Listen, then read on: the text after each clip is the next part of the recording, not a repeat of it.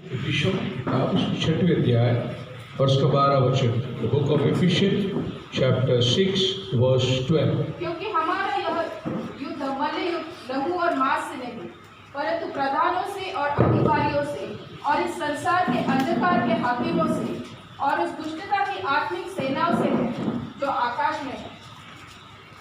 For we wrestle not against flesh and blood, but against the principalities, against the powers, against the rulers of the darkness of this world, against spiritual wickedness in the high places.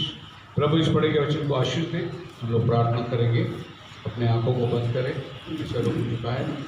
आज शाम हम प्रभु से मांगते हैं कि तो आज हम सबसे बातें कर। Thank you Lord Jesus.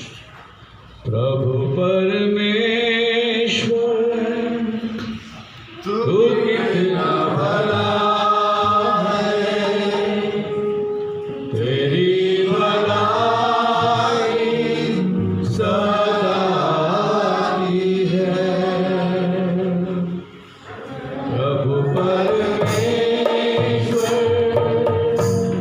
तू कितना भला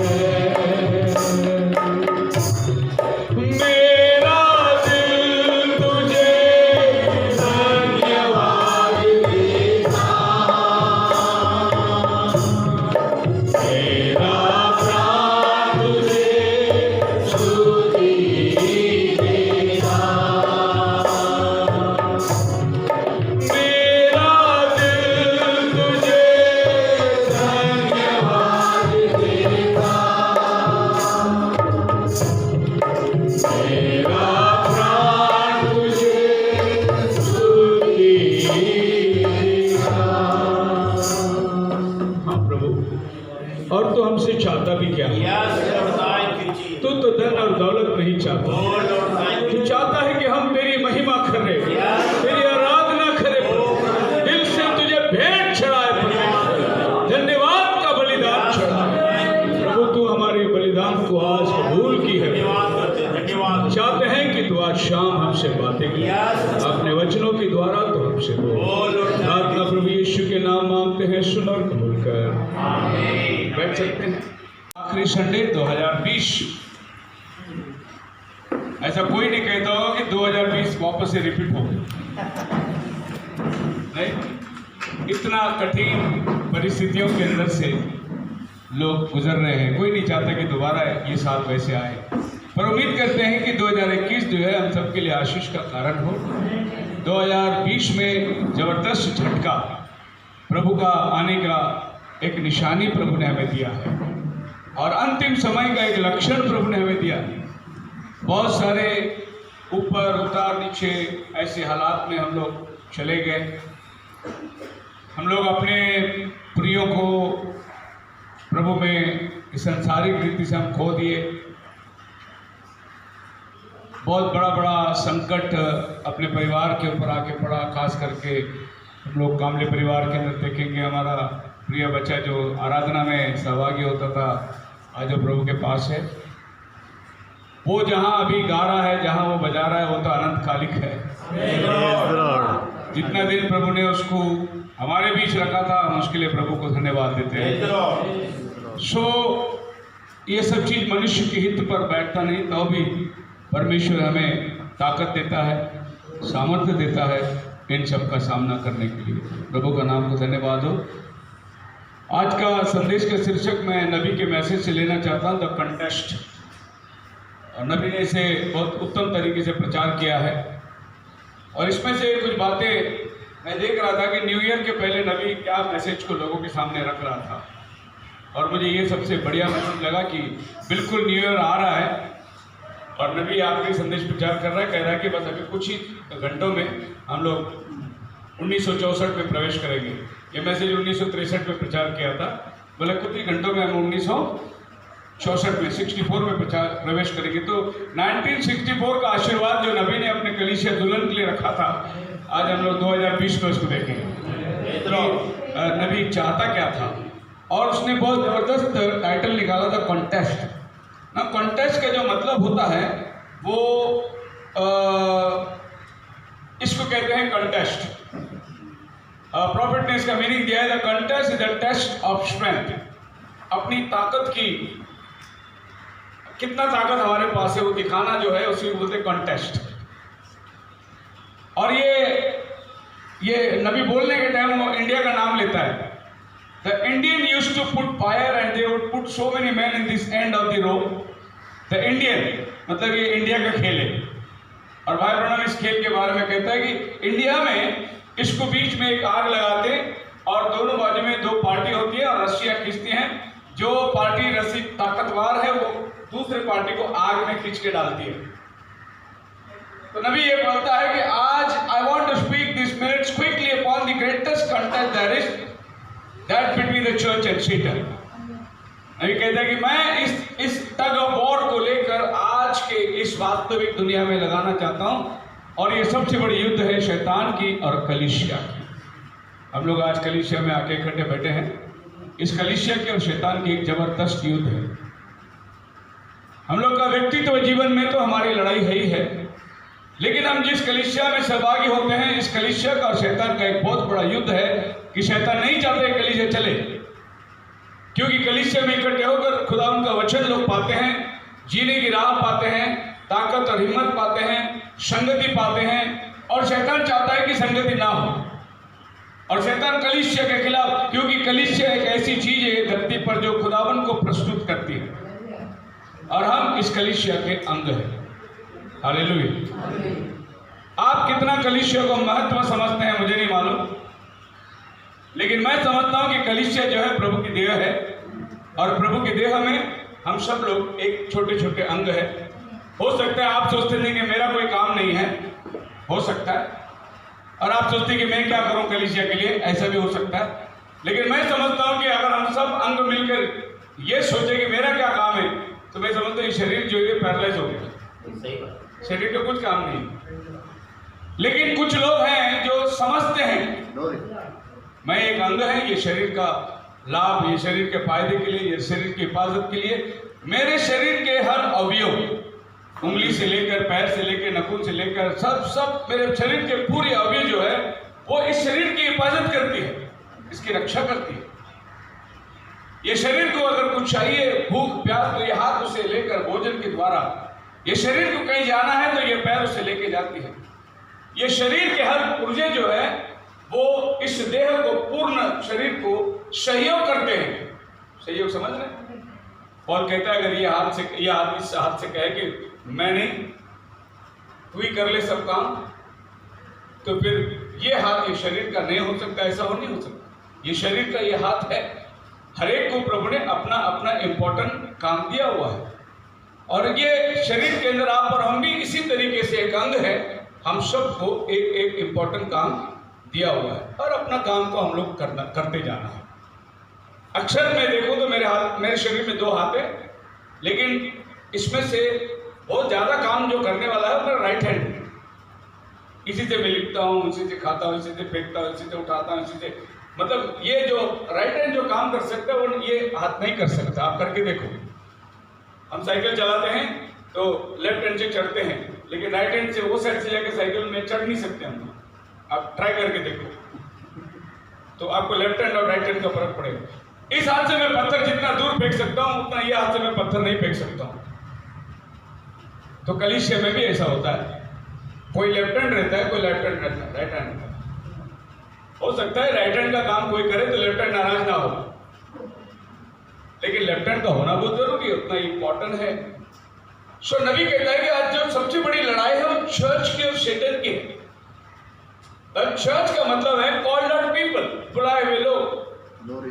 चर्च का मतलब बिल्डिंग या ईंट और पत्थरों से बना हुआ इमारत नहीं। चर्च का मतलब जो जीवित लोग उधर बैठे हैं वही चर्च है। आप और हम चर्च है, हम बुलाए हुए लोग हैं। हम संसार के अंदर से बाहर निकाले हुए लोग हैं। और अगर हमारे जीवन के अंदर कभी कभी ऐसे लगते हैं कि भाई मेरा और इस चर्च का क्या ताल्लुकात है, तो आप उस देह के अंदर सहभागी नहीं। मैंने कई बार लोगों को बोला जो चर्च छोड़ के जाते हैं, चर्च के ऊपर बदनामी करते हैं, नाराजगी कहते हैं, मैंने कहा भाई तुम चर्च की नहीं कर रहे, प्रभु की देह की कर रहे थे।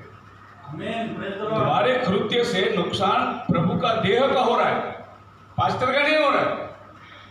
तुम चर्च छोड़ के जाओगे, पास्टर का कुछ भी नहीं तुम बिगाड़ सकते। तुम जो नुकसान पहुंचा रहे हो प्रभु की देह की नुकसान पहुंचा रहे हो, क्योंकि तुमने इसको अभी तक देह समझा ही नहीं। अगर देह समझते तो तुम इस शरीर की हिफाजत करते, इसकी रक्षा करते। हालेलुया। मेरे घर में हमारे 2-3 भाई लोग हैं, हम लोग आपस में बहुत सारी चीजों में गैर समझ है। हम आपस में मेल कुछ बातों को ना पसंद करते होंगे। एक को चिकन पसंद है, एक को मटन पसंद है, एक को दाल पसंद है। लेकिन मेरे घर के बारे में अगर कोई तीसरा आदमी बाहर बदनामी करेगा तो मैं सुन के नहीं लूंगा। मैं बोलूंगा जो कुछ है मेरे घर की बात है, मेरे घर के बारे में तो बोलना नहीं। वैसे ही हमारा कलीसिया होता है। कलीसिया के बारे में कोई भी बाहर कुछ भी बोल के आप सुन के नहीं ले सकते, अगर आप इसका अंग है तो। मेरा घर का बदनामी क्या क्यों करेंगे? सही बात। तो आप लड़ बैठेंगे वहां पर, मेरे भाई के बारे में बोलना नहीं, मेरे कलीसिया के बारे में बोलना नहीं। क्यों लड़ बैठेंगे? क्योंकि आप इसका अंश है। वरना ये है कि अरे कलीसिया, अरे हमारा कलीसिया ऐसे ही सब नाम के लिए आते सब कलीसिया, तुमको मालूम नहीं अंदर बहुत लफड़े हैं। होने दो ना कितने भी लफड़े, तुम अंदर के हो बाहर के हो? अगर तुम अंदर के हो तो प्रभु तुम्हें इस्तेमाल करेगा, तुम बाहर के हो तो शैतान तुम्हें इस्तेमाल करेगा। इसके लिए नबी बोलता है कि लड़ाई जो है कलीसिया के और शैतान की। और ये 2020 के अंदर हम लोग आ गए, 2021 में हम लोग प्रवेश करने वाले हैं। सो एक जबरदस्त लड़ाई है, it's a tug of war. अब कौन किधर खींच के डालता है, जैसे ये खींच के डाले वो आग के इसमें, वैसे ही कलीसिया निश्चित रूप से एक दिन इस सदस्य को खींचकर शैतान को आग में डालने वाली है। क्योंकि लिखा है शैतान अधोलोक और उनकी आग में डाला जाएगा। कौन उसको वहां तक लेके जाएगा? जिम्मेदारी प्रभु ने कलीसिया को दिया है। और कलीसिया क्या करते हैं? एक पापी को जो आग में जा रहा है उसको झपट के बचा के लेती है। एक पापी को आग से झपट के बचा के लेना प्रभु के राज्य के अंदर यही कलीसिया का काम है। इसीलिए शैतान के और कलीसिया की एक बहुत बड़ी लड़ाई है। नबी कहते हैं पैरा 10 के अंदर, this great contest has been going on for many years. बहुत सालों से ये युद्ध चल रही है। And it started in heaven, और ये शुरुआत जो हुई वो स्वर्ग में हुई। Praise the Lord. स्वर्ग में ये लड़ाई शुरू हुआ, मतलब ये जो रस्सी खींचने वाली गेम है ये वहां शुरुआत हुआ। और लूसीफर कोशिश कर रहा था कि जितना ज्यादा स्वर्गदूत मेरे साइड में आ जाए, मेरा पल्ला ताकतवर हो जाए। वो वहां से रस्सी खींचना शुरू किया और वहां से वो फेंक दिया गया। बाइबल कहती है, पढ़िए इज़ाया की किताब उसका 14 अध्याय उसका 12 वचन, How art thou fallen from heaven, O Lucifer, son of the morning? How art thou cut down to the ground, which didst weaken the nations? कैसे तू स्वर्ग से गिरा दिया गया, हे भोर का तारा, कैसे तू जमीन पर फेंका गया और ये सारे राष्ट्रों को तूने कमजोर कर दिया। इसका मतलब नबी कहते हैं कि लड़ाई जो वहां शुरू हुई वहां से उसे फेंका गया, जमीन में आके गिरा। और सबसे पहले जमीन में उसने लड़ाई जो शुरू करी थी वो एदेन के वाटिका में शुरू करी थी। पढ़िए एजिकियल की किताब उसका 28 अध्याय उसका 13 वचन, तू परमेश्वर की आदे नाम वाटिका में था। तेरे पास आभूषण, मानी, पद्मराग, हीरा, फिरोजा, सुलेमानी मणि, यशब, नील मणि, मरकत और लाल सब भांति के मणि और सोने के पहरावे थे। कितना पत्थर मानते हो तुम? उतना पत्थर का नाम बाइबल पे है। गोमेर, हीरे, ओनिक्स, ये सब पत्थर को हम लोग पीते, अंकी में पत्थर पीते, राशि और लाभ होने के लिए पत्थर पीते, पत्थर बेचने वाले हैं। इतने पत्थर लूसीफर पहनता था, वो आभूषण पहनता था, मतलब उसके शरीर में पत्थर गड़े हुए थे। आप तो एक अंगठी पहने हुए, वो तो जितना 12 पत्थर सब वो पहनता था, इतना खूबसूरत था वो आभूषण और सारे मणियों को। और तू कैसे गिरा दिया गया नीचे, और तू एदेन नाम वाटिका में था। मतलब जब वो लड़ाई स्वर्ग में हारा तो वो एदेन नाम में आ गया, वहां उसने लड़ाई शुरू कर दी। परमेश्वर ने, मान लो मैं ऐसे कहना चाहता हूं, ऐसा कुरान का ऐसा वर्णन है कि जब परमेश्वर ने आदम को बनाया और उसको अपना बेटा कहा तो लूसीफर को पूछा, देख मेरा बेटा कैसा है? लूसीफर ने बोला, वो तो मिट्टी से बना, मैं तो आग से बना हूं। और लूसीफर को घमंड आया, और लूसीफर नहीं चाहता था कि, लूसीफर को खुदा ने कहीं भी बेटा का दावा नहीं दिया, लेकिन आदम को प्रभु ने अपना बेटा बनाया तो लूसीफर की उसकी जो पर्सनल लड़ाई शुरुआत हो गई। और उसने वायदा किया कि मैं आदम को गिराऊंगा, और फिर वो धरती पे आकर आदम और हवा के बीच में जाकर उस परिवार को बिखरा दिया, ऐसा कहते हैं। पर हम जानते हैं कि ये बहुत गहरा लड़ाई है, और ये लड़ाई आदम के वाटिका से शुरू हुई और आज तक ये लड़ाई चल रही है। बहुत बड़ा युद्ध है, और इस युद्ध के अंदर आप और हम भी सहभागी हैं, क्योंकि वो हमारे भी पीछे पड़ा हुआ। It started, Satan was kicked out into the earth, and then he became the enemy of God's people. तो जब वो धरती में आके गिरा तो वो परमेश्वर के लोगों का दुश्मन बन गया। आप कौन है? परमेश्वर के लोग हैं। उसकी दुश्मनी परमेश्वर से थी, अभी ये धरती में आने के बाद आपके साथ उसकी दुश्मनी हो गई, क्योंकि आप लोग कौन है? परमेश्वर के लोग हैं। And since then, he used all of his strength and strategy to try to pull God's people across the fires or into the fire. उस दिन से आज तक शैतान यही प्रयास में है कि परमेश्वर के लोगों को किसी न किसी तरीके से आग में झपड़ के डाले। ये उसका उस दिन से एक जबरदस्त लड़ाई है, और वो आसमान से बहुत दूतों को अपने साथ लेकर आया, उसकी मेजॉरिटी बनाना चाहता था। वो परमेश्वर के पर्वत पर बैठना चाहता था। और आपको मालूम है सिर्फ परमेश्वर ही एक ऐसा है जिसको हम लोग सृष्टिकर्ता बोल सकते हैं, और लूसीफर जो है वो सृष्टिकर्ता नहीं है, वो सृष्टि है। इसीलिए सृष्टि कभी भी सृष्टिकर्ता के ऊपर जय नहीं पा सकता। आप मेरे साथ हैं? हमारे पिताजी कहते थे ऑर्डिनेंस फैक्ट्री में जर्मनी से एक बहुत बड़ी बम का कवर बनाने की मशीन ले आए, और वो मशीन की सब फिटिंग हो गई, और फिटिंग होने के बाद में सब कुछ ओके करके वो अंग्रेज जो है चला गया। और इन लोग मोहर तो देख के करते हैं ना। अभी हमारे रफाले क्या आया, अभी एरोप्लेन ऊपर से आया रफाले, हमारा होम मिनिस्टर ने जाके एयरपोर्ट में लींबू रख के उसके ऊपर उसको चला के लेके आया। लींबू रखा, नारियल तोड़ के रखा, तभी रफाले उड़ के इंडिया में आए। तो वो फॉरेनर लोग देख रहे हैं क्या कर रहे हैं, उन्होंने अपने दिमाग से बनाया ये लींबू से काम चलाएंगे। हमारा मारुति कार का कंपनी में देखो, एक कार के अंदर 150 पार्ट है। कितना? 150 पार्ट है, लेकिन जब तक 7 मिर्ची और एक लींबू नहीं बांधे वो गाड़ी नहीं चलेगी।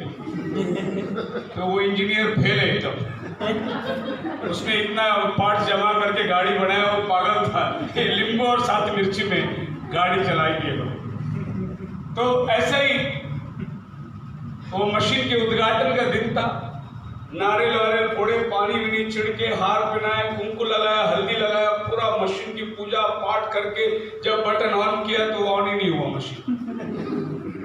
परेशान हो गए, फिर फोन करना पड़ा उनको, अंग्रेज को फिर आना पड़ा। अंग्रेज वापस आया, बोला क्या हुआ? वो जाके मशीन घूम घूम के देख रहा है, नारियल, फूल, अगरबत्ती सब। बोले ये सब क्या है? बोले पूजा किया हम लोग शिव के। ओ उसने जाके स्विच के पास में गया और ये यूं लात मारे, मशीन चालू हो। उसने देखा मशीन की फॉल्ट अगर होगी तो यहाँ पर मेन कनेक्शन में होगी, उसने लूज कॉन्टेक्ट है, उसने मारी एक लात मशीन। बोले इसको हमने बनाया है, इसकी पूजा क्या करना है हमको, इसको लात मार के चालू करना है। नबी ने भी बताया, फोर्ड कंपनी का मालिक जा रहा था, रास्ते पर एक गाड़ी बंद थी। बहुत परेशान हुआ आदमी, गाड़ी को कुछ चालू करने की नहीं हुआ। वो मालिक जो जा रहा था आगे रुक गया, वापस पीछे। बोला क्या हुआ? बोला गाड़ी चालू नहीं हो रही बहुत टाइम। उस मालिक ने क्या पता नहीं बोनेट के अंदर सर डाला और क्या क्या पता नहीं गाड़ी चालू हो गया। तो उस आदमी, मैंने इतने टाइम से परेशान हूँ, आप कैसे जान दिए इसको फॉल्ट? बोला मैं फोर्ड कंपनी का मालिक हूँ, वो गाड़ी का मैं मालिक, मुझे मालूम है गाड़ी में क्या फॉल्ट है। वैसा लूसीफर जो है वो उसका मालिक है प्रभु, और प्रभु को सब मालूम है लूसीफर अंदर क्या है करके। इसके लिए लूसीफर से आपको डरने की जरूरत नहीं है। Hallelujah, hallelujah. तो नबी कहता है God uses his word and we must remember that God uses his word to defeat his enemy. तो नबी कहता है कि हमारा शत्रु का सामना करने के लिए हमारे पास परमेश्वर ने अपना वचन दिया, और वो खुद वचन से शैतान को हराया। मत्ती 4 अध्याय उपवास के दरमियान पर्वत पर जब प्रभु था, जब उसे अंत में भूख लगी तो शैतान, जिन्हें बाइबल में लिखा परखने वाला, उसके पास आया और कहा कि तू भूखा है, हो सके इस पत्थर को रोटी बना के खा ले। प्रभु ने कहा मनुष्य केवल रोटी से नहीं, परमेश्वर के मुख से निकलता हुआ हर वचन से जिएगा। अगला शैतान ने सवाल डाला, ऊंचे घुंघोरे पर ले जाकर ये सब मैं तुझे दे दूंगा, तू मुझे प्रणाम कर। ऊंचे पहाड़ पर ले गया, बोला तो यहाँ से खुद फरिश्ते तुझे उठा लेंगे। और इन सभी सवालों का जवाब प्रभु यीशु मसीह ने वचन से दिया।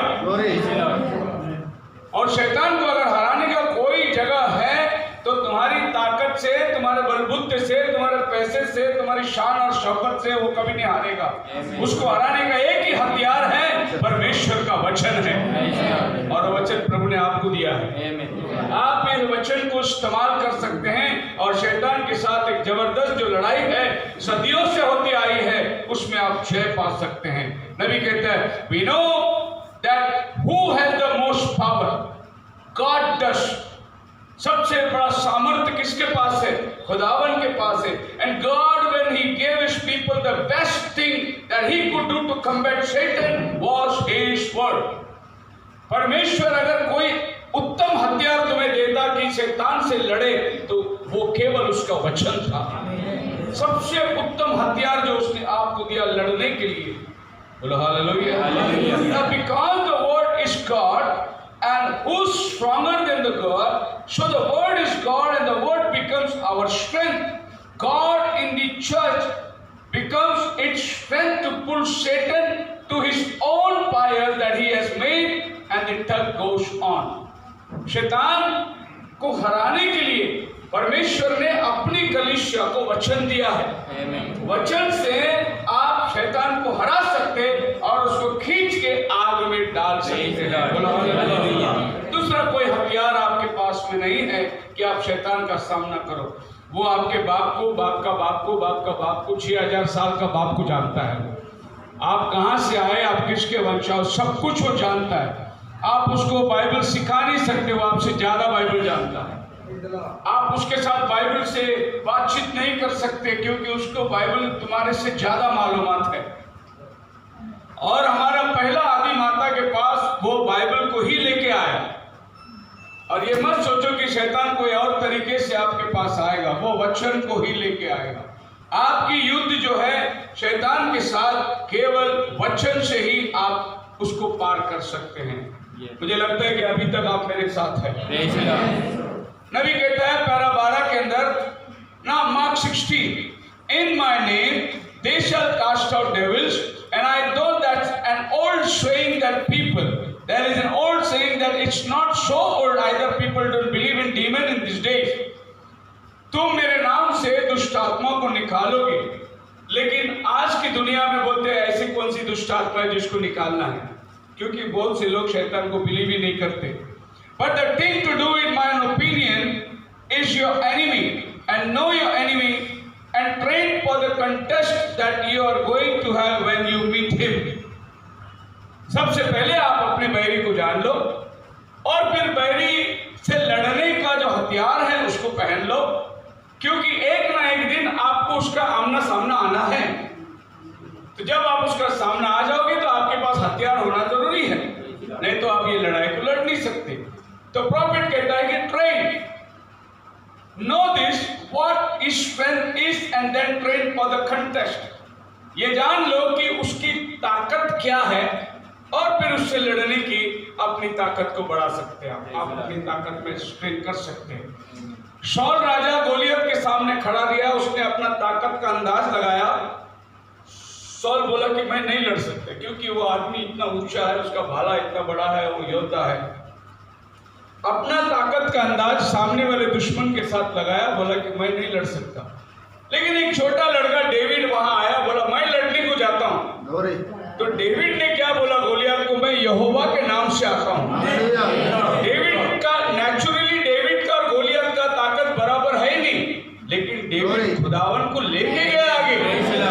उसको मालूम है कि मेरा खुदा के आगे इसकी ताकत नहीं चलेगी, क्योंकि सबसे ताकतवर वो मेरे साथ है। हालेलुया। तो आपने हमेशा अपने विरोधी का ताकत का जो है पहले अंदाज लगा लो, ताकि आपको मालूम पड़े कि कहां तक ये मुझे हरा और इसका डाउन दौड़ कैसा है, ये पहले आप सीख लो। हमारे इंडस्ट्रियल में एक चीज करते हैं, अगर आपको एक औजार बनाना है, जैसे हथौड़ा बनाना है, लोहा बनाना है, जो मारपीट के काम आते हैं, तो आपको उसको इतना टेम्पर देना पड़ता है कि बार बार उसको गर्म कर तेल में, गर्म करके पानी में, गर्म करके उसको टेम्पर देते रहते, ताकि एक बार तुम धार लगाओ तो धार जल्दी जाता नहीं। आपको मालूम होगा कि आप अपने घर में अगर छोटा सा छुरी वगैरह लेके आएंगे तो एक्सो ब्लेड का जो छुरी होता है ना, जो उसमें होल होता है, वो वाला छुरी लेके आते हैं, क्योंकि एक्सो ब्लेड लोहा काटने का होता है। उसको एक बार धार दे दिए तो जल्दी वो धार जाता नहीं है। बाकी साधारण अगर लोखंड का पट्टी का आप छुरी बनाएंगे तो आपको कुछ काम नहीं आएगा। हमारे गांव में कोयता बनाते हैं सारे झाड़ बाड़ काटने के लिए। वो जो ट्रकों के पाटा होते हैं नीचे, वो पाटा जो गैरेज में टूटे पड़े रहते हैं, इतना से एक टुकड़ा पाटा लिया, वो ले आकर लोहार के पास देकर उसका कोयता बनाते हैं। मतलब आप झाड़ को कितना धार लगा के मारो, वो कोयता में धार जल्दी निकलेगा। उसको बोलते हैं जितना ज्यादा तुम उसको टेम्पर दोगे उतना ज्यादा उसका धार काम करेगा। और प्रॉफिट बोलता है कि तुमको भी इतना धार देना पड़ेगा अपने टेम्पर को, ताकि सामने वाले का साथ खड़े रहने के लिए तुम्हारा हथियार इतना मजबूत होना चाहिए। वचन में लिखा है कि अगर कुल्हाड़ा में धार ना हो तो ताकत ज्यादा लगाना पड़ता है, अगर कुल्हाड़ा में धार हो तो कम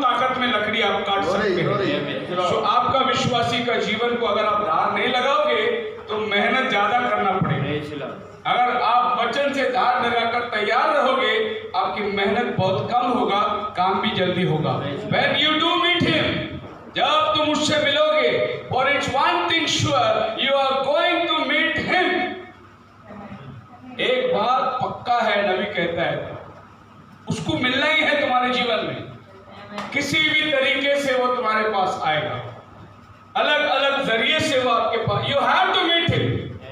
And just when जब तुमको मालूम ही है कि हमारा योद्धा आने वाला है लड़ने के लिए हमारे साथ में, तो तैयारी क्यों नहीं करते? तैयारी करके लो।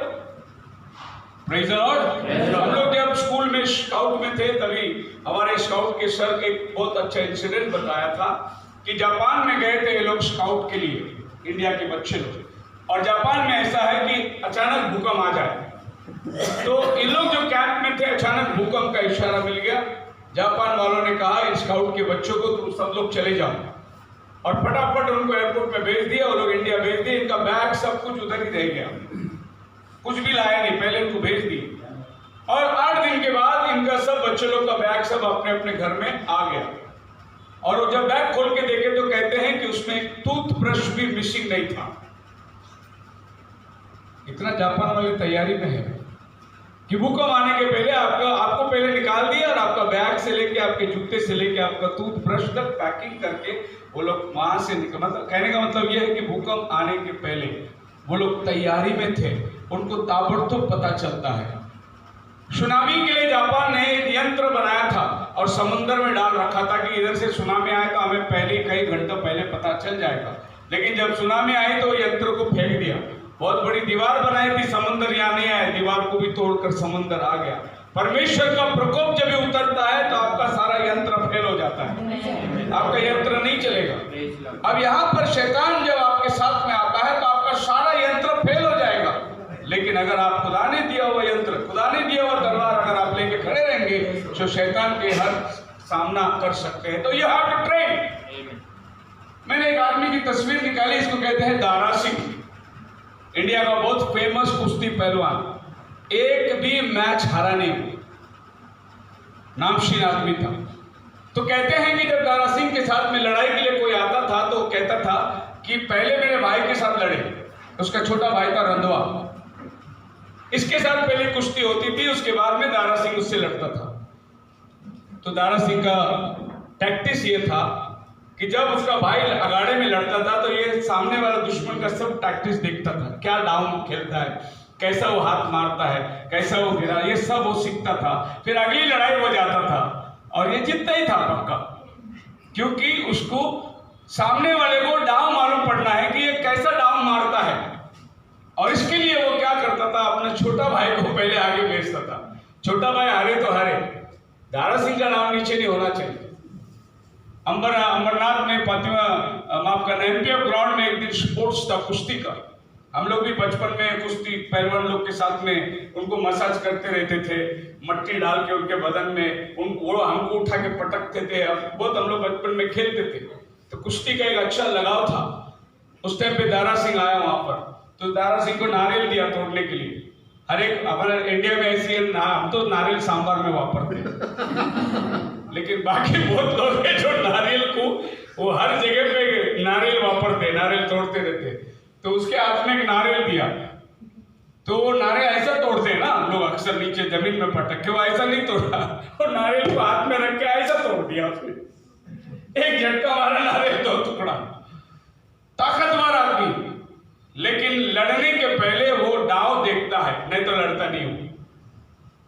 तो ये दांव मालूम होने से आपको क्या पता चल गया, पता कि कमजोर आदमी जो दिखाई देता है, अगर उसको सामने वाले का चाल मालूम है और सामने वाला आदमी कितना भी बड़ा हो, उसकी चाल अगर इसने सीख गया, बहुत आसान तरीके से उसको गिरा सकता है।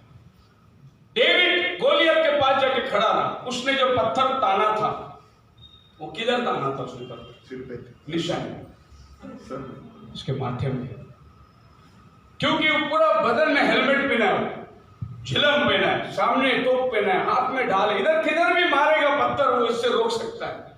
अगर वो कोई डेविड को देखने का जो ये है, वो खाली इतना ही जगह है, वो ढाल को हटा के देख सकता है डेविड को। और डेविड ने बोला ये जगह खुला है, उसको मालूम पड़ गया कि इसको गिराने का जो है इतना ही जगह उसको खुला दिखाई दे रहा है और उसकी निशानी।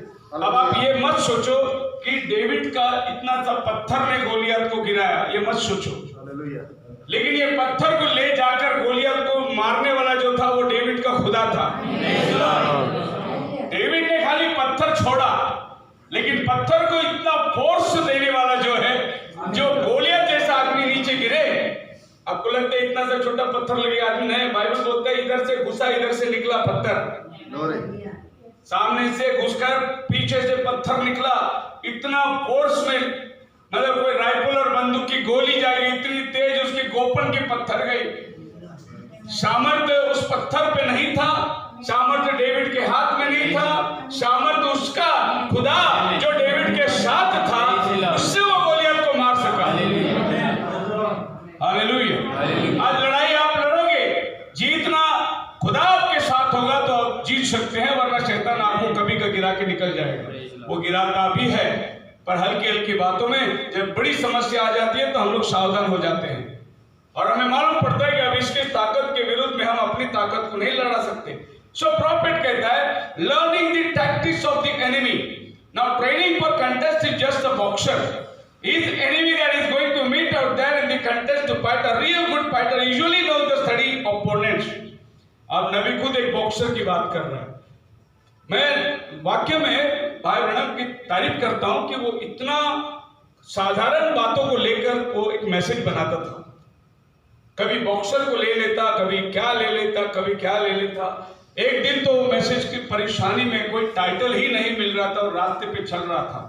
चलते चलते उसको नीचे कोई तो सिगरेट पी के डाल दिया हुआ सिगरेट का बट मिला और उसने सिगरेट का बट पे आकर्षित गए और उसने बट को हाथ में लिया और वो बट को देखते देखते उसकी मैसेज चालू हो गई। क्या हो गई? और थिंकिंग मैन्स फिल्टर। ये मैसेज प्रचार ने सिगरेट के बट के ऊपर प्रचार किया। क्या उसने उसमें से संदेश निकाला?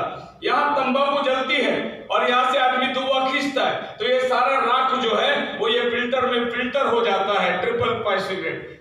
नहीं तो उधर राख जले और ये खींचे पूरा राख अंदर चला जाएगा। तो ये फिल्टर जो है वो राख को रोकती है। सिगरेट पीने वाले को अनुभव होगा। इसके लिए ट्रिपल फिल्टर जो सिगरेट बनाते कंपनी वाले, भाई जरा भी राख अंदर नहीं जाएगा, खाली धुआं नशा अंदर जाएगा। ऐसा वो लोग इसलिए बनाते। अब नबी बोलता है कि हमारे बोर्ड होता तो मैं आपको समझाता। बॉडी है, हमारा आउटर बॉडी है, सोल है, स्पिरिट है। नबी ने सोल को अंदर रखा, स्पिरिट को बाहर रखा। मतलब बॉडी, स्पिरिट एंड सोल, ऐसा नबी ने बनाया। ये तीन अंग के बीच में एक और अंग है जिसको नबी ने प्लेस किया, बाकी लोगों को मालूम नहीं है बात। इसको बोलते हैं माइंड। मन जो है, अभी आप डॉक्टर के पास जाओ, बोलो मेरे को मन की बीमारी है, डॉक्टर के पास कोई दवाई नहीं। हार्ट का बीमारी का दवा है, ब्रेन का दवा है, लिवर का दवा है, क्या क्या, लेकिन मन का दवा नहीं है, क्योंकि मन आपके शरीर में कोई पार्ट नहीं है। तो फिर व्हाट इज माइंड? इसका मीनिंग है द फैकल्टी ऑफ थिंकिंग। सोचने की जो क्षमता है वही मन है, वही माइंड है।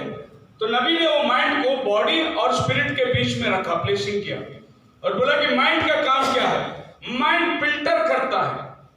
कैसे?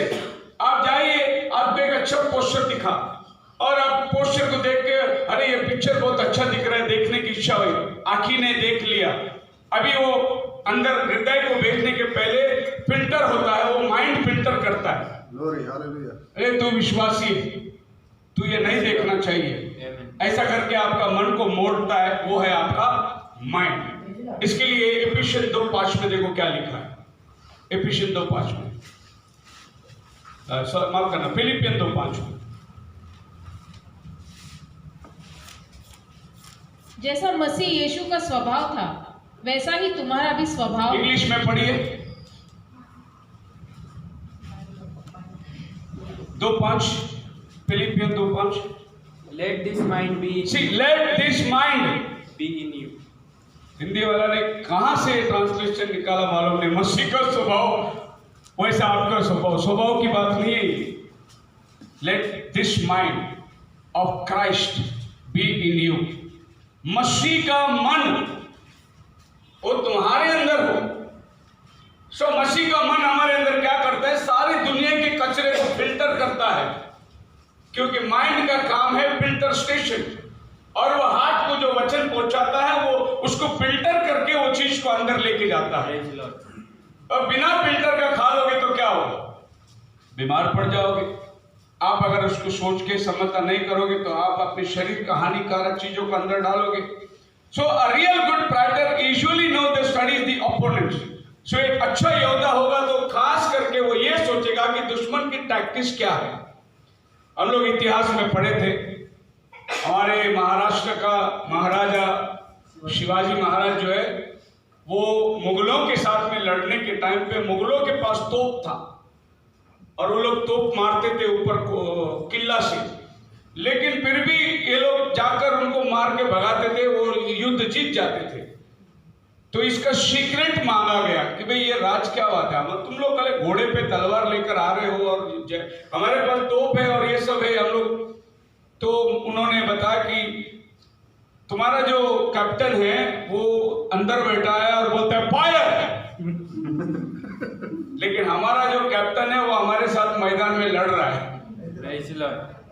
वो सिर्फ कमांड दे रहा है। हमारा जो कैप्टन है शिवाजी महाराज खुद घोड़े पे सैनिकों के साथ में जाके लड़ते थे, वो महल में बैठ के फायर नहीं बोलता था।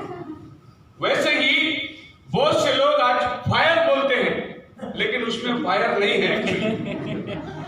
आपको मालूम होगा फायर, अजय क्रिश्चियन दुनिया में फायर तो बहुत फेमस हो गया, किधर भी खड़ा रहेगा स्टेज पे फायर करके बोलते, वो गिरता है नीचे, तड़पता है उसको फायर। तो ये बात मालूम है कि फायर से बहुत सारी चीजें खुदावन ने जो आपको दिया है वो अपनी आंख दिया है, इसको आप गैर इस्तेमाल कर रहे हैं तो कोई बात नहीं, लेकिन इसको आप इस्तेमाल करो। आपका विरोधी जो आपके सामने लड़ने को आ रहा है उससे बचने के लिए आप इसको इस्तेमाल करो। एक बार मैं पंजाब में था, मेरे साथ में एक सवाल पूछा गया कि पास्टर जी वो जो हाथ रख के गिराते हैं और वो जो फूंक के गिराते हैं उसके बारे में आप क्या बोलते हैं? मैंने बोला मैं उसके बारे में कुछ नहीं बोलता हूँ, गिराते हैं अच्छी बात है, लेकिन मैं इतना ही बोलता हूँ कि मेरे बाइबल में कोई भी ऐसा गिराया नहीं, कोई मैं बोलता हूँ ना प्रभु ने गिराया, ना पतरस ने गिराया, ना पौलुस ने गिराया। ये लोग कहां से गिराते हैं मुझे नहीं मालूम, इसका कोई आधार बाइबल में नहीं। सवाल पूछने वाला खामोश। मैं बोला जो बाइबल में लिखा है मैं वही बताऊंगा, वो गिराता है उससे मुझे क्या करना है। लेकिन बाइबल में किसने गिराया नहीं। आपका लड़ाई आपके वचन से होना बहुत जरूरी है, अन्यथा आपके पास में जवाब बहुत होगा, लेकिन हमारे पास में वचन हमारा आधार है।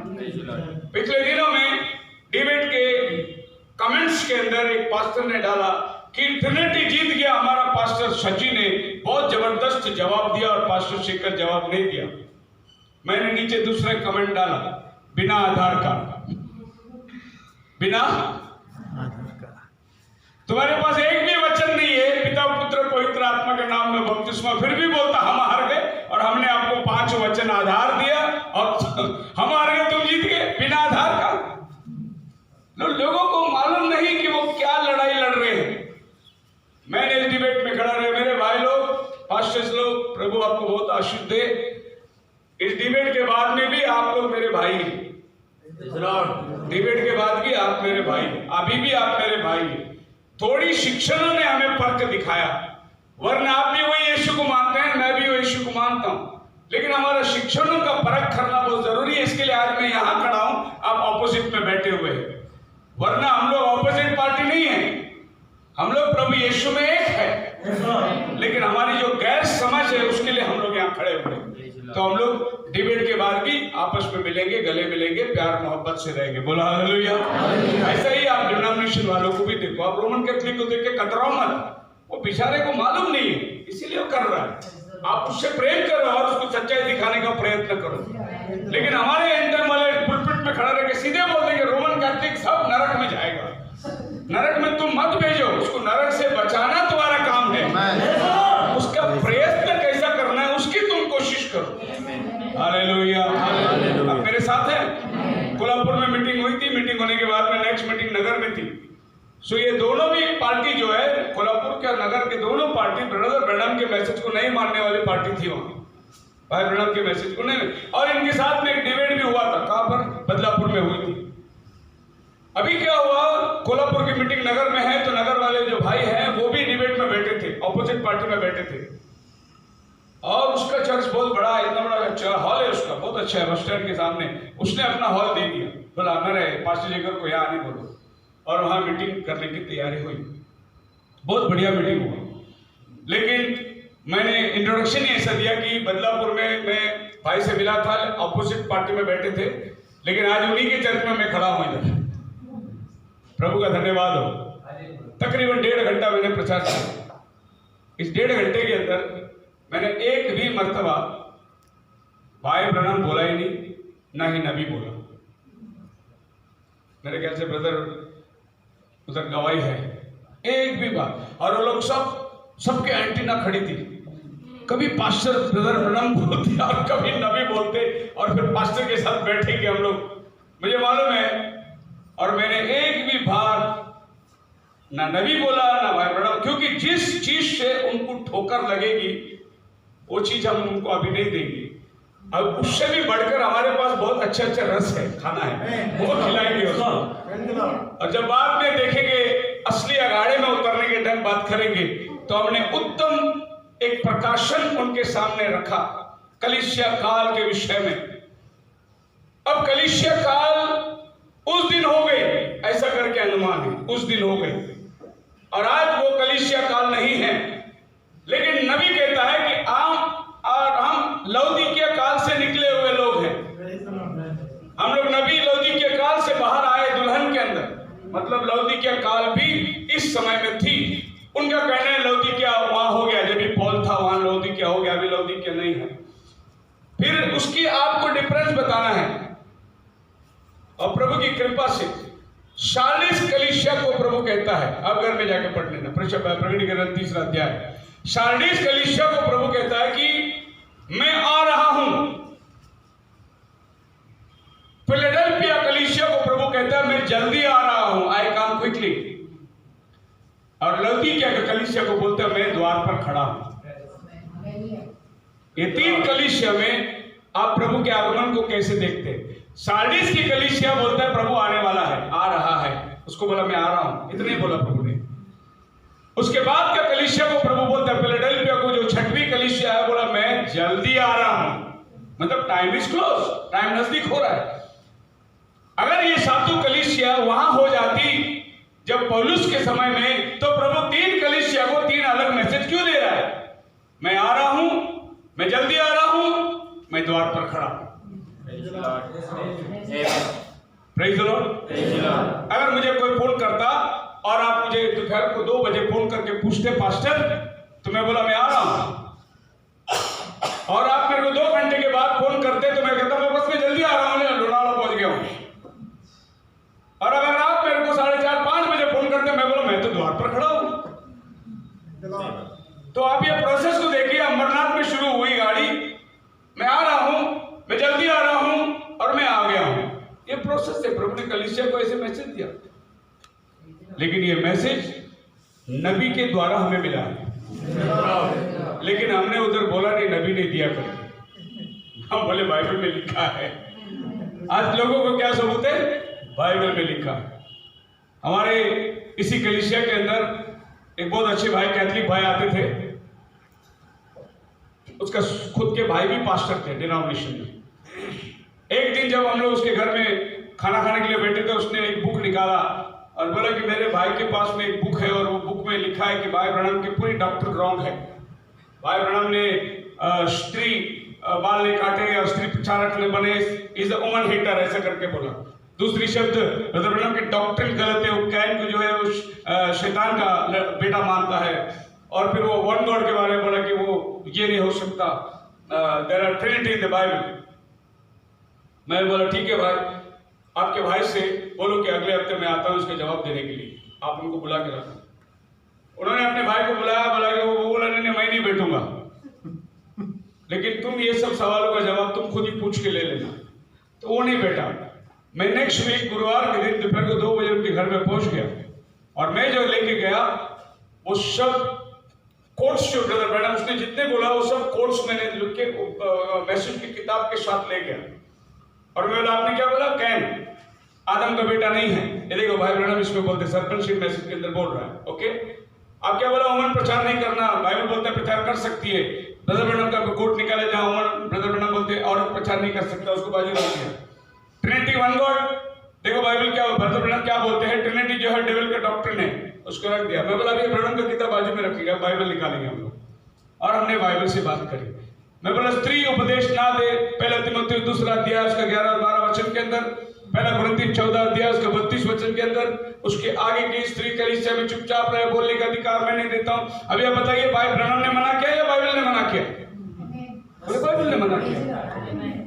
मैं बोला चलो अभी कहना आदम का बेटा नहीं है, ऐसा भाई ब्रनम बोलते हैं, आपका वो किताब में लिखा है, लेकिन मैं अभी बताता हूं। पहला यूहन्ना 3:12 खोल के पढ़ो। और कैन उस दुष्ट से था। दुष्ट कौन था? आदम नहीं था। दुष्ट कौन था? शैतान था। फिर इतिहास की किताब निकालो, जहां पर लिखा है कि आदम के बाद में जो पीढ़ियों का वंशावली है उसमें सीधे शेत का नाम आता है। मैं बोला कैन का नाम आना चाहिए था, प्रभु ने उसका नाम काट दिया। लूक की 3 अध्याय का उसका 38 वचन पढ़ के देखो, वहां पर भी कैन का नाम नहीं है। क्यों कैन का नाम काट दिया? अब तो बोलते भाई ब्रनम ने कहा, बाइबल ही बोलता है बाजू में, आप मेरे साथ हैं। भाई ब्रनम ने सिखाया कि ट्रिनिटी डेविल का डॉक्ट्रिन है। मैंने बोला बाइबल में ट्रिनिटी वर्ड ही नहीं, जो बाइबल में नहीं है वो किसका होगा? शैतान का होगा। तो उस भाई ने बोला आप राइट बोल रहे। मैं बोला आपने जो किताब में से ये सब सवाल निकाला, वो किताब का नाम है गॉड्स जनरल। गॉड्स जनरल करके एक आदमी ने किताब लिखा है, उसमें कैथरीन कुलमैन से लेकर सभी जितने सेवक लोग हैं उनका गिरावट और उनका जो नुक्स है वो निकाल कर एक किताब बनाया, और वो किताब तुम पढ़ोगे तो तुम क्या समझोगे? हालेलुया। आप समझ रहे? तो नबी कहता है कि जो तुम्हें नहीं पढ़ना चाहिए वो तुम पढ़ोगे तो तुम्हारा दिमाग कचरे से भरेगा। आज लोग इंटरनेट में खोज रहे, इंटरनेट में खोजो, क्या खोजो? मैसेज खोजो। अगर तुम एक बात डालोगे भाई ब्रनम के विरुद्ध में, तो बहुत बड़ा आपको साइट मिल जाएंगे जो भाई ब्रनम के विरुद्ध में, भाई ब्रनम इधर ये बोला, उधर ये बोला, उधर ये बोला। मैं बोला भाई तो जितना टाइम इसमें गवाया उतना टाइम अगर इसमें गवाता तो कहीं का कहीं पहुंच जाता था। नुक्स ढूंढने के लिए आदमी उसमें काम में लग जाता है। मसीह में मेरे प्रिय लोगों, आपको दुश्मन का टैक्टिक्स जानना बहुत जरूरी है। How did the serpent deceive Eve? कैसे सर्प ने हवा को बहकाया, उसको कैसे उसने फुसलाया? नबी कहता है Satan studied that all out so perfectly. शैतान ने हवा को पहला अच्छे से स्टडी किया, पहले जाके देखा, पहले वो क्या पूछा, क्या खुदावन ने कहा है कि इनमें से कोई फल नहीं? पहले वो स्टडी करता है, बाद में वो अटैक करता है। सो शैतान भी आपके पास लड़ने को आने के पहले आपकी जो क्षमता है, आपके जो वीक पॉइंट है, वो सब स्टडी करता है। उसको मालूम है इसको गुस्सा जल्दी आता है, तो फिर वो किसी को भड़का के भेजता है आपको गुस्सा दिलाने के लिए। उसको स्टडी करता है, किधर आपका वीकनेस है उधर वो स्टडी करता है। हम लोग बोलते कभी कभी, नहीं ब्रदर ये तो मेरी कमजोरी है, कभी कभी बोल देते, नहीं ब्रदर आप बोल, नहीं ब्रदर मेरा कमजोरी है, मैं क्या करूं? हाँ, जब तुमको खुद को मालूम पड़ता है तुम्हारी ये जगह कमजोरी है, तो शैतान भी वही स्टडी करता है तुम्हारी कमजोरी किधर है, और तुम्हारे कमजोरी को लेकर वो तुम्हारे ऊपर हमला करता है। हालेलुया। आप मेरे साथ हैं? आमीन। मैं एक जोक पढ़ा था, एक आदमी जाकर अपने मालिक से पूछता है कि मेरी पत्नी ने पूछा पगार कब बढ़ाएंगे तुम? मालिक ने बोला मैं कल पत्नी से पूछ के बताता हूं। दोनों की चाबी पत्नी के पास है। कमजोरी किधर है, कहां पर यह आदमी झुकता है? शैतान आपको अच्छी तरीके से स्टडी करता है, आगे पीछे। तो वो जब आदम के वाटिका में आया तो वो अच्छी तरीके से ये स्टडी करके आया कि खुदावन ने इनको क्या वचन दिया पहला, और उस वचन को लेकर अब नबी कहता है कि when he come to Eve, he had the best strategy that could use upon her, and that was to reason the word. सबसे जबरदस्त हथियार जो उसके पास में था वो था कि हवा के मन में शंका उत्पन्न करे। खुदावन ने जो बोला था ये फल खाएगा तो तुम मर जाओगे, तो उसके मन में एक बात डालो तुम नहीं मरोगे। तुम्हें मालूम नहीं खुदा ने ऐसा क्यों कहा? तो नबी कहता है कि शैतान ने उसके सामने एक बड़ा पिक्चर बनाया, देखो अगर तुम ये फल खाओगे ना तो तुम खुदा के जैसे हो जाओगे, तुम खुदा के समान हो जाओगे, और खुदा चाहता नहीं कि तुम उसके समान में हो, इसीलिए उसने तुमको बना के ये मत खाना। आप मेरे साथ हैं? तो पहले उसने स्टडी किया उसको, Don't try to explain. Don't try to figure out. You cannot figure out God, and God is the word, and it's just made to believe. तुम उसको कैसा लड़ना है उसका अंदाज मत लगाओ। हवा ने बोला हाँ, परमेश्वर ने कहा था खाना नहीं वरन छूना भी नहीं। मतलब हम लोग इतना मानते हैं ना कि हम छुएंगे भी नहीं। परमेश्वर तो खाने को नहीं बोला था, पर हम छुएंगे भी नहीं। तुम अपना दिमाग मत लगाओ उसमें। ये शैतान को बताने के लिए कि देख हम लोग बहुत अति धार्मिक है करके, नहीं, वो आपसे धार्मिक है। हालेलुया। अब मेरे साथ है। मैं सोच रहा हूं नया साल से हम लोग थोड़ा सा अपना पारिवारिक फैमिली मैटर्स को डिस्कस करेंगे वचन में। बच्चे लोग कैसा होना चाहिए माँ बाप के साथ, माँ बाप कैसा होना चाहिए बच्चे लोग के साथ, भाई लोग कैसा होना चाहिए बहन लोग के साथ, क्योंकि हम लोग उसको अभी वी आर लैकिंग इट, है नहीं। हमारे घर में क्या चल रहा है वो चीज हम लोग पर्दा डाल के बंद करते हैं और हम लोग बिलीवर बन के चर्च में आते हैं, लेकिन वो भी ठीक करना जरूरी है, तभी आप कलीसिया के अंदर परिपूर्णता से आ सकते हैं। Hallelujah. And that's our strength, just accept the word. आप उस वर्ड को एक्सप्लेन करने की कोशिश मत करो, परमेश्वर ने ये कहा है, दैट्स ऑल, बस इसके आगे हमें और कुछ नहीं कहना है। हो सकता है आपको समझाने ना आए, लेकिन आपको इसके विषय में कुछ कहना नहीं, या तो आप उसके साथ में कुछ तड़जोड़ मत करो। And anyone knows that a seed in the right kind of ground will produce its kind, and we just take the word. और हम सब जानते हैं अगर बीज को सही जमीन मिला तो वो जरूर बनेगा। आपको कुछ करने की जरूरत नहीं, उसको खाली सही ग्राउंड मिलना जरूरी है। सो हम लोग डिबेट में 50 लोग के साथ में बैठ के डिबेट किए, वचन चला गया, सही जमीन जहां मिलेगा वहां वचन पकड़ आएगा और वहां पर प्रभु निश्चित फल को लेकर आएगा। हमारा काम क्या है? वचन डालना है। पास्टर रॉन आए थे चिकागो से, वो बोल रहे थे कि हमारे पास्टर मार्टिन भाई ब्रैनम के साथ में थे। एक दिन ऐसा हुआ कि उनके कलीसिया में एक बच्चा सीरियस कंडीशन में हॉस्पिटल में, तो वो भाई ब्रैनम के पास में गया। भाई ब्रैनम ने उसको प्रार्थना करके रुमाल दे दिया, बोला बच्चे के ऊपर जाके रख दो। और भाई मार्टिन जो है वो रुमाल लेकर वो हॉस्पिटल जा रहा है। जब वो हॉस्पिटल पहुंचा तो उधर रोना धोना चालू, तो उसने देखा, बोला क्या हुआ? बोला बच्चा मर गया। इसने रुमाल वापस जेब में डाला, जाने लगा। अब बच्चा मर गया तो रुमाल रख के क्या फायदा है? आवाज आई, प्रॉफिट ने क्या बोला तेरे को? रुमाल रख के। फिर जाने की सोच रहा है, फिर मुड़ रहा है, बोला अगर मैं रुमाल जाके रखूं तो लोग क्या सोचेंगे? बोलेंगे क्या कर रहे हैं? और मैं बोलूं ये प्रार्थना का रुमाल है, तो लोग बोलेंगे अब बच्चा मर गया, अभी क्या प्रार्थना का रुमाल? मतलब दिल में बहुत आशंका हो रही है और मुड़ने की कोशिश है। आवाज आ रही है, नबी ने क्या कहा था? फिर इसने देखा यहाँ वहां, जब लोगों का नजरअंदाज हुआ तब चुप रुमाल लेकर तकिए के नीचे रख के खड़ा हो गया। जब ये मुड़कर बाहर निकल ही रहा था, बच्चा छींक मारा, हो गया बच्चा। लेकिन वो मरा हुआ बच्चे के पास जाने तक कि हमारी परीक्षा कितनी हो गई। जाऊं क्या? बच्चा मर गया, अगर जिंदा रहता तो हो जाता था। अरे प्रॉफिट ने बोला ना जाके रख दे, तू रख देना, तो हालात को मत देख। एक तो बिलीवर का काम है। डॉक्टर बोला अब तो सारा तेरा टेस्ट करना पड़ेगा, फेल हो गया सब कुछ, अभी कुछ भी हो सकता है, ये हो सकता है, वो हो सकता है, कितना भी असंभव था। आपका वचन के ऊपर एक भरोसा होना बहुत जरूरी है। डॉक्टर साहब आप जो भी बोलना है, टेस्ट करना है, कर लो, उसके विपरीत मेरे पास एक और ताकत है। वो खुदा है मेरे पास जिसने मेरे कोड़े खाने थे, मैं चंगा हो गया। तो आप अपने विश्वास को, परिस्थितियों को देखकर मत हलना। घर में उल्टा पुल्टा हो जाएगा माहौल, उससे मत हलना। सर्कमस्टेंसेस को कभी मत देखो, आपका वो नजर जो है परमेश्वर के वचन पर रहे और वो वचन जो है आपको पकड़ देगा, ताकत देगा, हिम्मत देगा। गवाही के लिए बहुत सारा चीजें। प्रॉफिट कहते हैं well God said we would die and he said surely there comes just a man, surely you will never die.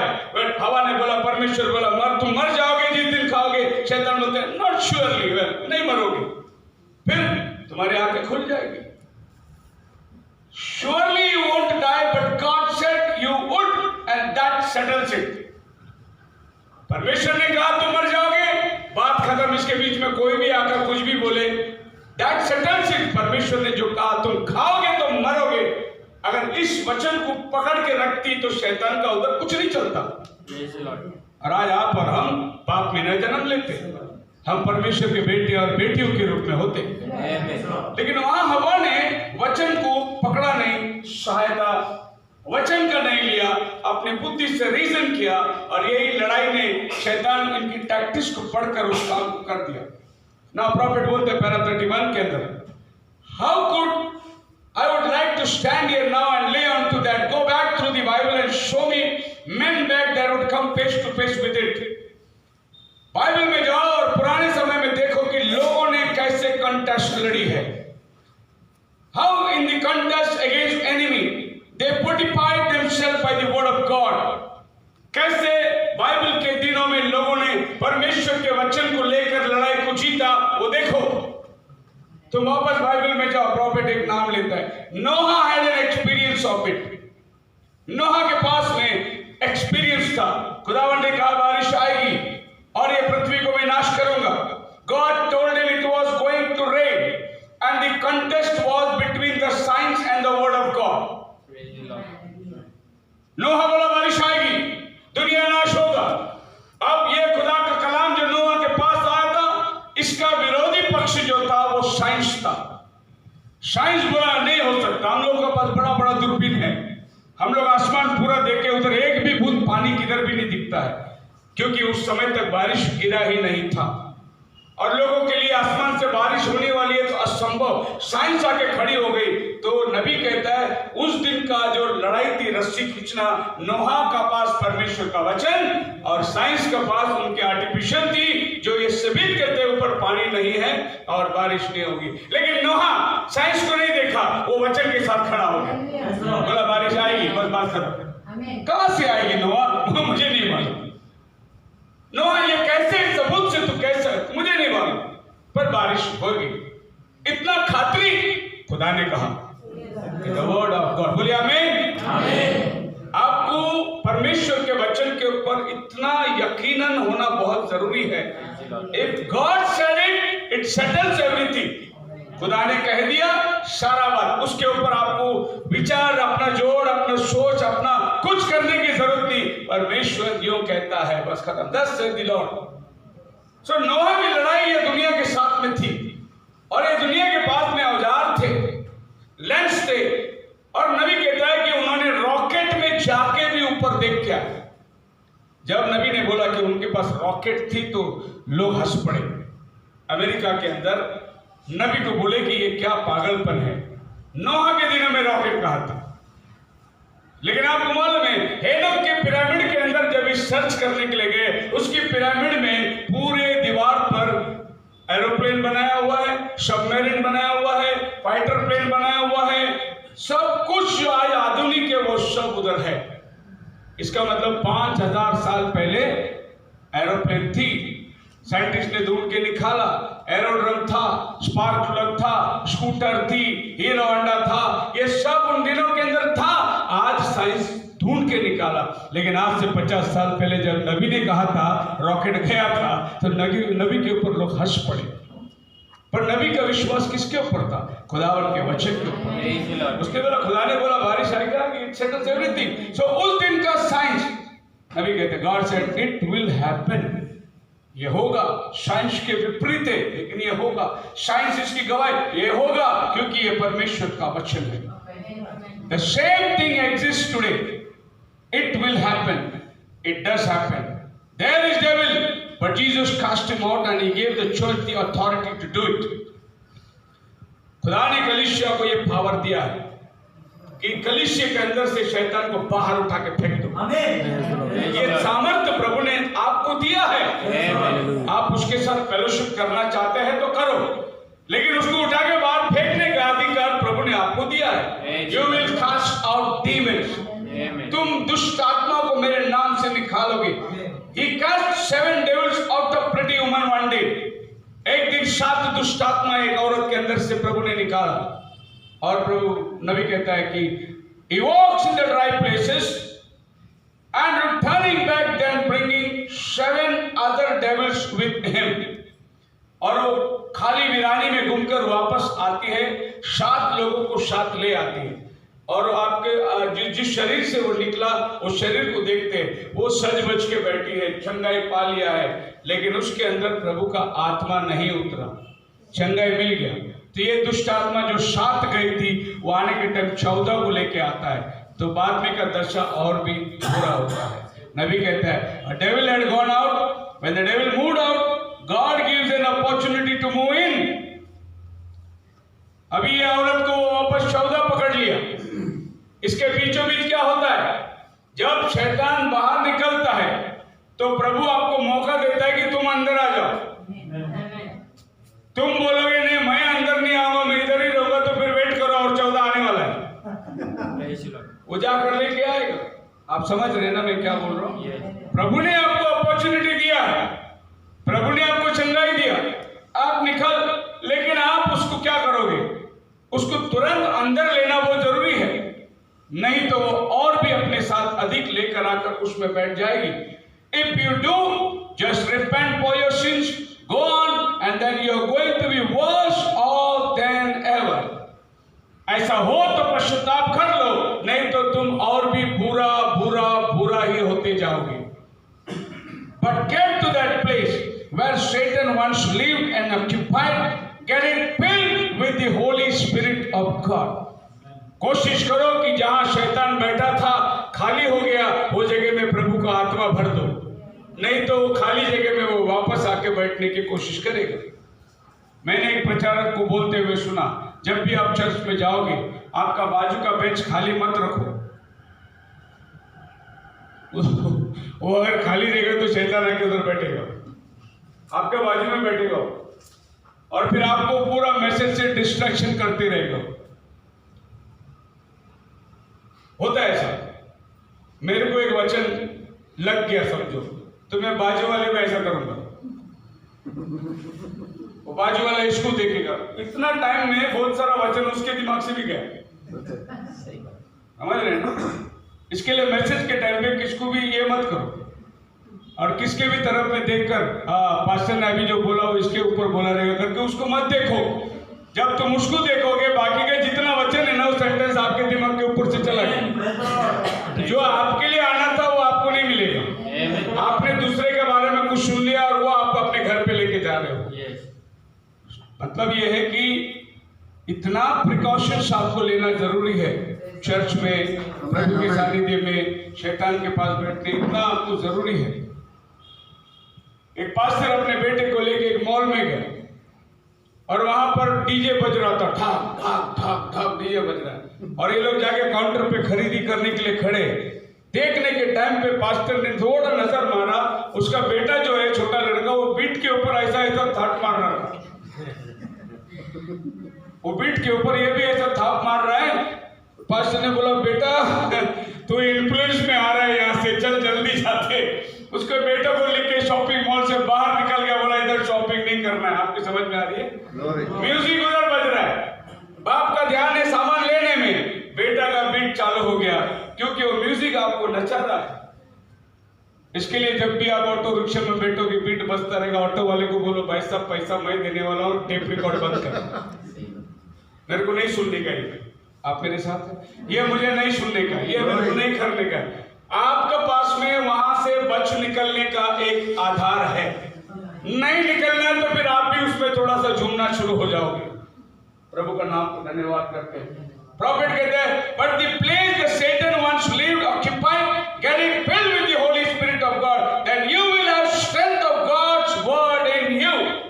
जब आप शैतान निकलने के बाद प्रभु पवित्र आत्मा से भर जाओगे, तुम्हें लड़ने की ताकत मिलेगी, फिर तुम लड़ सकते हो, फिर तुम्हारा शैतान कुछ भी नहीं बिगाड़ सकता क्योंकि तुम्हारे पास हथियार मिल चुका है। बोलो हालेलुया। अब प्रॉफिट बोलता है पैरा 35 के अंदर, थिंक 1 मिनट until 12 o'clock। अब मैंने उसमें मेरा डेट डाल दिया 2020 will all past, let it be past। Profit ने 63 डाला था उसमें, मैं बोलता हूं कि अब कुछ क्षणों में, जैसे अभी हमारे पास में 2-4 दिन की बात है, 2020 गुजर के जाएगा। Let us stand on our feet, each and every one of us. The context is on. Profit बोलता है हम अपने पैरों पे खड़े हो जाएंगे, लड़ाई शुरुआत हो चुकी है। 1963 में नबी ने बोला लड़ाई शुरुआत हो चुकी है। हम 2020 में काय कुछ हो रहे हैं, हमें लड़ना। War is going on. आपको अपने पैरों पर खड़े होना है। All of our mistakes last year, this is the last Sunday. इसीलिए मैं बोलता हूं कि 2020 में जितना हमने मिस्टेक किया, जितनी हमने गलती करी, and all I press toward the mark of the high calling, मेरे उस ऊंचे बुलाहट के ऊपर मैं दबाव डालता हूं। All my mistakes that I have made in this years, forgive me for them. God's prophet, खुदा का इतना महान नबी, जिसका तुलना बाइबल में कोई नबी को नहीं कर सकते आप, सिवाय यूहन्ना बपतिस्मा देने वाले, क्योंकि यीशु खुद बोला उससे बड़ा कोई नबी नहीं है। लेकिन उसके बाद अगर कोई नबी को आपको जगह देना है तो आप भाई विलियम ब्रनम को जगह दे सकते हैं। वो उस स्थान के काबिलियत है, आप समझ रहे हैं ना। वो पौलुस के भी ऊपर काबिलियत है। पौल ने वो मिस्ट्री को नहीं खोला, बोला कि ये वेद बड़ा है, लेकिन नबी ने वो वेद को खोल के बताया वो वेद क्या है। और नबी कहता है कि अगर उसने अपने 2063 में जितनी मिस्टेक्स को मांगी वो क्षमा मांगने की, forgive me church, forgive me.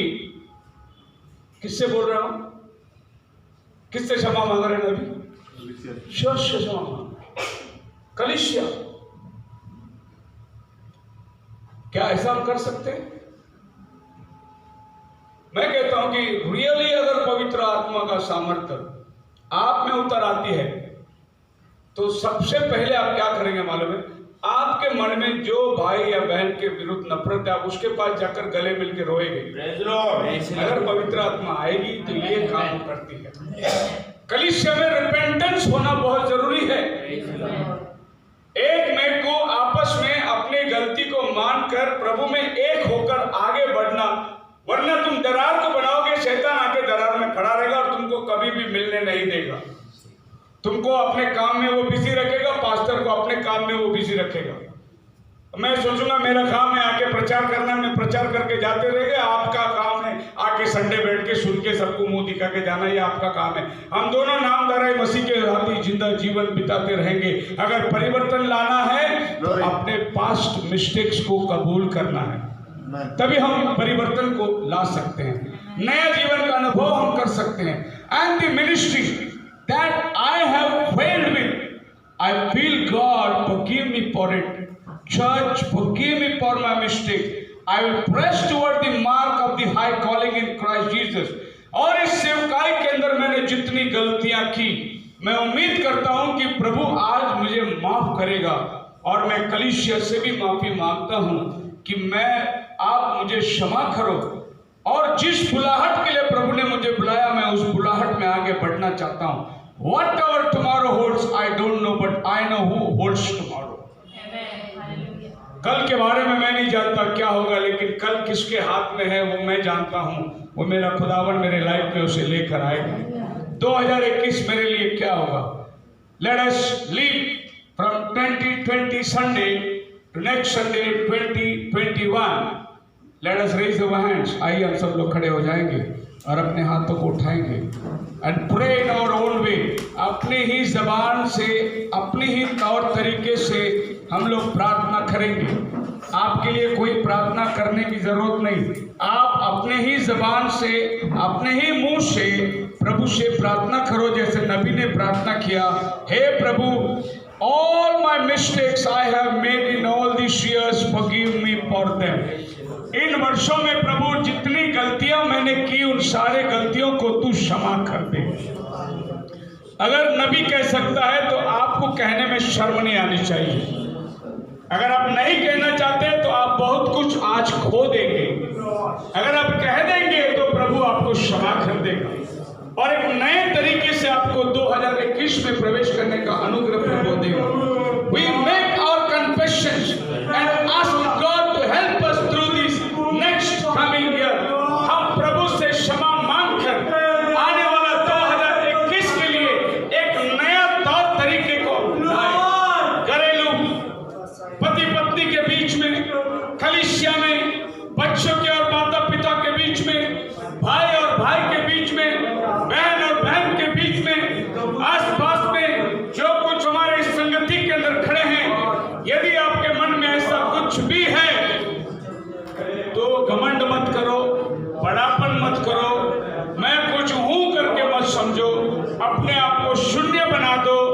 और प्रभु हमारा इधर उपस्थित है जो आपके सारे गलतियों को माफ करने के लिए। अगर आप उस भाई के पास नहीं जा सकते, बहन के पास नहीं जा सकते, आप प्रभु के पास आइए और कहिए, प्रभु मुझे क्षमा कर, मेरे सारे गलतियों से मुझे क्षमा कर। मैं चाहता हूँ हर व्यक्ति अपने दोनों हाथ को उठाकर प्रभु की तरफ देखे, हर व्यक्ति अपना दोनों हाथ उठाकर प्रभु की तरफ देखे। Hands up, Lord I surrender. प्रभु ये साल का आखिरी संडे है, ये 2020 का आखिरी संडे है प्रभु। ये साल में बहुत आफतों को हमने देखा है, बहुत मुसीबतों को हमने झेला है, बहुत सारी बीमारियों का सामना करे हैं प्रभु। एक हमारे सामने नया साल आगमन है प्रभु। हम चाहते हैं कि इस साल में जो कुछ हमसे गलती हुआ होगा हम क्षमा चाहते हैं प्रभु। कलीसिया के प्रति, परिवार के प्रति, बच्चों के प्रति, पत्नी के प्रति, माता पिता के प्रति, भाई बहनों के प्रति, जो कुछ हमसे गलती हुआ है तू हमें क्षमा कर प्रभु। तेरी बड़ी दया से तू क्षमा कर, तेरा बड़ा अनुग्रह से तू हमें क्षमा कर। और ये आने वाला साल प्रभु हम अपनी जिद पर ना चले, हम अपनी स्वयं बुद्धि पर ना चले, हम अपनी ताकत पर घमंड ना करें, हम अपनी शौहरत पर घमंड ना करें, हम अपनी धन और ज्ञान पर घमंड ना करें, परंतु संपूर्ण हृदय से हम तुझ पर भरोसा करें प्रभु। ताकि आने वाला साल ये कलीसिया लड़ाई में है प्रभु, कुछ करके दिखाना है प्रभु। हम लोग खाली नामदारी कलीसिया के समान केवल चर्च चलाने के लिए नहीं आए, हम प्रभु ये दुनिया में युद्ध करने के लिए आए हैं। ये कलीसिया की लड़ाई शैतान के साथ है और इस लड़ाई को हम जीतना चाहते हैं, क्योंकि जीतने के लिए तूने हमें अपना वचन दिया है प्रभु। सभी भाई बहनों को तो आशीष कर प्रभु, जिन्होंने अपना मुंह खोलकर आज तुझसे क्षमा मांगा होगा, तू उनके हृदय को जानता है, तो उनको क्षमा कर। और आज यहाँ से वो बड़े आनंद के साथ अपने घर जाएगा प्रभु। और जिसने क्षमा नहीं मांगा वो बड़ा दुखी होके जाएगा प्रभु, वो मन उसको खाता रहेगा, उसको आज रात नींद नहीं आएगी। लेकिन जिसने मन खोलकर तेरे सामने रख दिया है प्रभु, तू उसको क्षमा कर दिया है, वो सुकून की नींद पाएगा। ऐसी तू बड़ी दया कर प्रभु। हम इतने बड़े नहीं हैं, हम बहुत छोटे हैं प्रभु, हम बहुत लाचारी लोग हैं प्रभु, हम बहुत दरिद्र लोग हैं प्रभु, हम कमजोर लोग हैं प्रभु, हम दल दल पाप में गिरने वाले लोग हैं प्रभु। लेकिन तू दया का सागर है, तू क्षमा का खानी है, तू शारों का गुलाब है, तू शोषण का फूल है, तू हमारा चट्टान है, तू हमारा विश्वास योग्य है प्रभु, जो हम सारे गुनाहों को क्षमा करके नए साल की तरफ एक नई उमंग के साथ, एक नई ताकत के साथ हमें तो लेकर जाएगा, ऐसा हम विश्वास करते हैं प्रभु। अगले संडे जब हम यहाँ इकट्ठे होंगे तो वो 2021 होगा, एक नया साल होगा, एक नया स्वभाव होगा, एक नया जीवन होगा प्रभु। ऐसा हम उम्मीद के साथ आज यहाँ से विदा होते हैं। सबको तो क्षमा कर, यीशु मसीह के नाम से मांगते हैं, सुन और कबूल कर। छोड़ेगा ना छोड़ेगा, ना छोड़ेगा ना छोड़ेगा, अकेला कभी ना छोड़ेगा। 2021 हम उसका वेलकम करते हैं। ना छोड़ेगा ना छोड़ेगा, ना छोड़ेगा ना छोड़ेगा, अकेला कभी ना छोड़ेगा।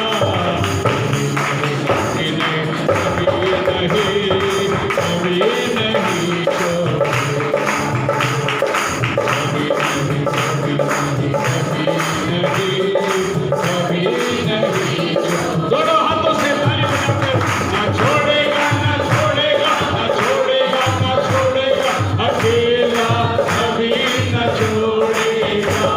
ना छोड़ेगा ना छोड़ेगा, ना छोड़ेगा ना छोड़ेगा, अकेला कभी ना छोड़ेगा।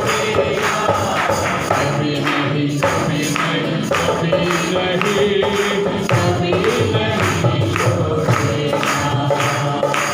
कभी नहीं कभी नहीं कभी नहीं छोड़ेगा। अपने होठों को खोलकर वो वादों का सच्चा है, चलवा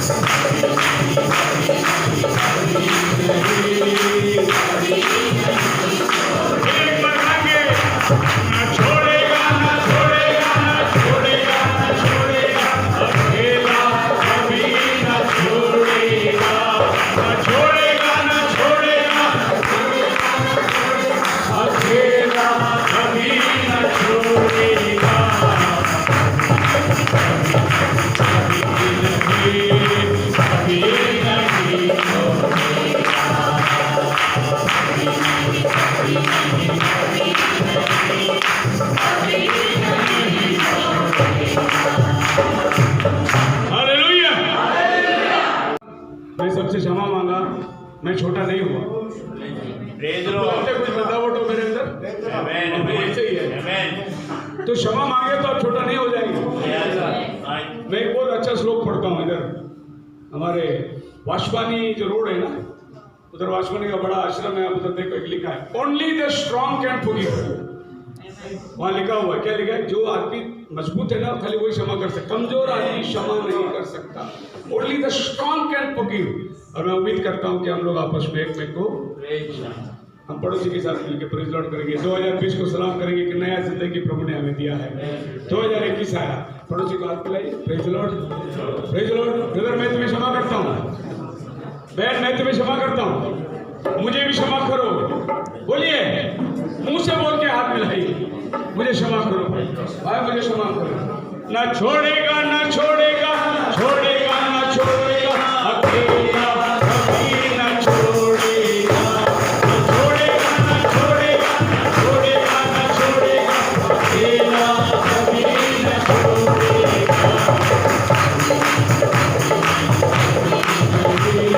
कभी नहीं छोड़ेगा।